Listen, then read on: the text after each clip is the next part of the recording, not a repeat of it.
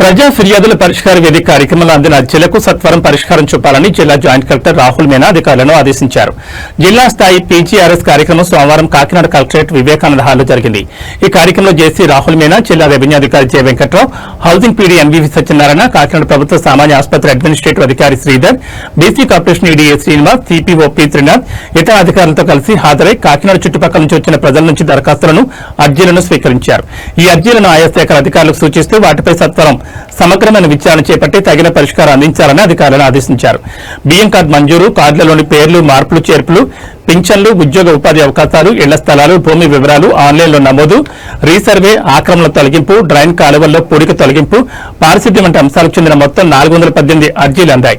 ఈ సందర్భంగా ఆయన మాట్లాడుతూ ప్రతి సోమవారం ప్రజా ఫిర్యాదుల పరిష్కార కార్యక్రమాన్ని రాష్ట్ర ప్రభుత్వం ప్రతిష్టాత్మకంగా నిర్వహిస్తుందన్నారు. ఈ కార్యక్రమంలో అందిన దరఖాస్తులు, అర్జీలను క్షుణ్ణంగా పరిశీలించి సత్వరం పరిష్కరించాలన్నారు.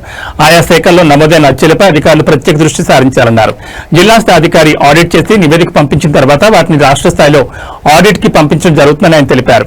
కార్యక్రమంలో వివిధ శాఖల జిల్లా స్థాయి అధికారులు, కలెక్టరేట్ విభాగాల అధిపతులు తదితరులు పాల్గొన్నారు.